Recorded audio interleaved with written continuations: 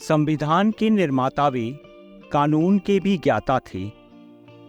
भेदभाव से लड़ने को हरदम तत्पर रहते हुए जातिवाद का भेद मिटाकर देते जीने का अधिकार वे एक सफल राजनेता, दर्शन शास्त्री, अर्थशास्त्री भी थे। वे जनमानस के मन को भाते भारत रत्न कहलाते वे। भीमराव नाम था उनका पर बाबा साहब कहलाते थे। भीमराव था नाम उनका पर बाबा साहब कहलाते थे। जय भीम, जय भारत। तो अभी आप सब सुन रहे थे आरजे समर को। मैं हूं आपके साथ आरजे अक्षत। तो दोस्तों, आज के इस खास कार्यक्रम में आप सभी का स्वागत है 91.2 NIVH हेलो धुन पर। तो आरजे समर, आगे का कार्यक्रम आप बताएं। धन्यवाद आरजे अक्षत। तो आज के इस खास कार्यक्रम की रूपरेखा इस प्रकार है। सबसे पहले बाबा साहब के जीवन से संबंधित कुछ काव्य पाठ, जीवनी, कुछ तथ्य व सीख हम अपने साथ के आरजे से सुनेंगे। तो सर्वप्रथम प्रस्तुत हैं आरजे लक्ष्य व आरजे चैनी अपने स्वरचित काव्य पाठ के साथ। नमस्कार दोस्तों, मैं हूं आरजे लक्ष्य। युग पुरुष बाबा साहब अम्बेडकर की जयंती पर उन्हें शत शत नमन। नमस्कार दोस्तों, मैं हूं आरजे जनी और प्रस्तुत है मेरा काव्य पाठ। आवरण था रूढ़िवादिता का, तत्कालीन शिक्षा का प्रारूप भी शून्य था। कालांतर में रही होगी सर्वोत्तम शिक्षा, पर उस समय शिक्षा का भयंकर अभाव था। हवा में फैला जातिगत जहर का उन्माद था। कोई क्या करे, बस नाम का सभ्य समाज था। एक और सरल व्यवहार था तो दूसरी ओर भेदभाव का मचा हाहाकार था। ये आलोक कुरीतियों में उत्थान का है, चारों ओर फैली उपनिवेशिक सोच के संगार का है। राम का वरदान है वो, हर बाधाओं को तोड़ता। ये समय विलायत में भी देश की पहचान का है। जहाँ तक नजरें जाती माहौल सोचनीय था। देश की अखंडता का सवाल था।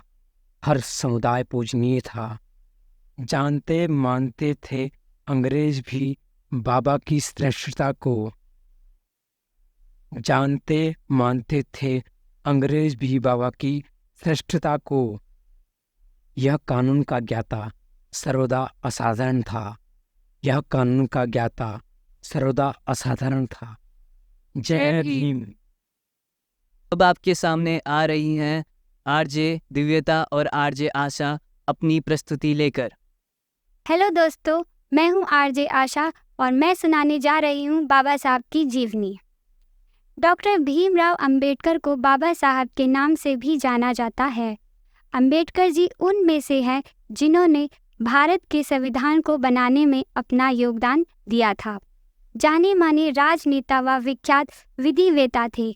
इन्होंने देश से छुआछूत व जातिवाद को मिटाने के लिए बहुत से आंदोलन किए। इन्होंने अपना पूरा जीवन गरीबों को दे दिया। दलित व पिछड़ी जाति के लिए इन्होंने बहुत कड़ी मेहनत की। आज़ादी के बाद पंडित जवाहरलाल नेहरू के कैबिनेट में पहली बार अंबेडकर जी को लॉ मिनिस्टर बनाया गया था। अपने अच्छे काम व देश के लिए अंबेडकर जी को 1990 में भारत सम्मान रत्न से नवाजा गया था। इनका जन्म महू, इंदौर, मध्य प्रदेश में 14 अप्रैल 1891 को हुआ था। इनके पिता का नाम रामजी मालोजी सकपाल था और इनकी माता का नाम भीमाबाई था। ये अपनी माता पिता की 14वीं संतान थे। इन्होंने 1908 में 12वीं की परीक्षा पास की थी। छुआछूत के बारे में अंबेडकर जी ने बचपन से सुना था। वे हिंदू महर कास्ट के थे जिन्हें नीची जाति का समझा जाता था। अंबेडकर जी को समाज में कई जगह भेदभाव का शिकार होना पड़ा था। जहां वे पढ़ा करते थे उनकी कास्ट के बच्चों को क्लास के अंदर बैठने तक नहीं दिया जाता था और टीचर तक उन पर ध्यान नहीं देते थे। पानी भी छूने नहीं दिया जाता था। स्कूल का चपरासी ही उन्हें पानी देता था। जिस दिन चपरासी नहीं आता था उस दिन उन्हें पानी भी नहीं मिलता था। नमस्कार दोस्तों, मैं हूँ आपकी साथी, आपकी दोस्त आरजे दिव्यता। आज मैं सबके लिए लेकर आई हूँ बाबा साहब की जीवनी का अत्यंत महत्वपूर्ण भाग, उनकी शिक्षा और उनका सामाजिक राजकीय कार्य। बाबा साहब को बीए की शिक्षा लेते वक्त हर महीना 25 रुपए की स्कॉलरशिप बड़ौदा के राजा सयाजीराव गायकवाड़ के पास से आती थी। बाबा साहब 1912 में एल्फिंस्टन कॉलेज से राजनैतिक विज्ञान और अर्थशास्त्र में बीए की पदवी हासिल की। गरीबी के कारण उन्हें काफी सारी कठिनाइयों का सामना करना पड़ा, इसलिए ये बड़ौदा संस्थान के राजा के एहसान चुकाने के लिए उन्होंने कुछ समय बड़ौदा संस्थान में नौकरी की। उसी दौरान उनके पापा का निधन हो गया और वे वापस मुंबई आए और अध्ययन में अधिक रुचि होने के कारण बाबा ने विदेश जाने की बात मन में ठान ली। उसी समय बड़ौदा संस्थान के राजा सयाजीराव गायकवाड़ विदेश जाने वाले बच्चों को हर महीना 11.5 पाउंड स्कॉलरशिप दे रहे हैं। ये बात बाबा को जब पता चली तो वे तुरंत बड़ौदा संस्थान में गए और उन्होंने वो स्कॉलरशिप हासिल की और वे अमेरिका के लिए रवाना हुए। अमेरिका से बाबा ने एमए और पीएचडी की शिक्षा प्राप्त की और कोलंबिया यूनिवर्सिटी ने बाबा को डॉक्टरेट और एमए की पदवी से सम्मानित किया। फिर बाबा वापस इंडिया में लौटे और बड़ौदा संस्थान में उन्होंने रक्षा मंत्री पद का कार्यभार संभाला। आगे की शिक्षा लेने के लिए बाबा वापस इंग्लैंड चले गए और लंदन यूनिवर्सिटी ने बाबा को एमएससी बैरिस्टर और डीएससी पदवी से सम्मानित किया। उसके बाद बाबा ने कुछ समय जर्मनी में बिताया और अर्थशास्त्र में अधिक अध्ययन किया। चौदार सत्याग्रह, महाड़ सत्याग्रह, कालाराम मंदिर सत्याग्रह, चौदार सत्याग्रह और मनुस्मृति दहन, इन जैसे कई आंदोलन में बाबा ने अपना योगदान दिया। बाबा ने 60 देशों के संविधान का अध्ययन करके हमारे देश के लिए संविधान का निर्माण किया। इसलिए बाबा को संविधान निर्माता, भारतीय समाज सुधारक, महामानव और भारतीय समाज के अग्रदूत, इन जैसे कई नामों से जाना जाता है। 14 अक्टूबर 1956 में बाबा साहब ने नागपुर में बौद्ध धर्म की दीक्षा ली और 2 ही महीने के बाद बाबा साहब का देहावसान दिल्ली में उनके घर 6 दिसंबर 1956 में हुआ और उनका पार्थिव शरीर मुंबई के लिए रवाना हुआ और दादर की चैत्य भूमि पर उनके पार्थिव के ऊपर अंत्य संस्कार हुए, जो आज बौद्ध धर्मियों के लिए प्रेरणा स्थान है। हेलो दोस्तों, मैं हूं आरजे अमित। मैं लेकर आया हूं बाबा जी के कुछ तथ्य। बाबा साहब लंदन गए थे और इन्होंने राउंड टेबल में हिस्सा लिया और हरिजन समाज प्रतिनिधित्व करने वाले वे पहले व्यक्ति थे। नंबर 2, मुंबई के सिंड्रोम कॉलेज में बाबा साहब अर्थशास्त्र और राजनीतिक विज्ञान के प्रोफेसर थे। नंबर 3, बाबा साहब अंबेडकर मुख्य नायक, बहिष्कृत भारत, समता, इन जैसे समाचार पत्र निकाले और उनके मुख्य नायक समाचार पत्रों को 2500 रुपये की मदद राजश्री शाहू महाराज द्वारा आई थी। धन्यवाद।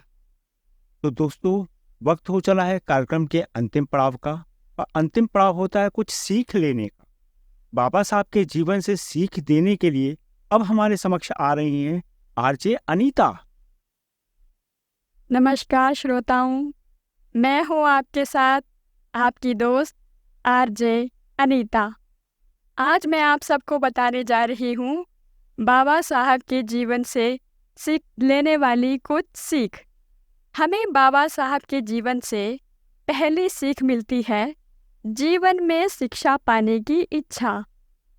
बाबा साहब जिनसे पढ़ाई का अधिकार छीनने की कोशिश की गई, वे पढ़ने में इतने अच्छे थे, उन्हें पढ़ने में इतनी रुचि थी।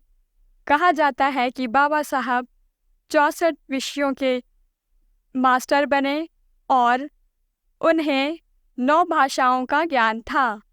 हमें उनके जीवन से दूसरी सीख मिलती है, अपने जीवन में हमेशा कॉन्फिडेंस रहना।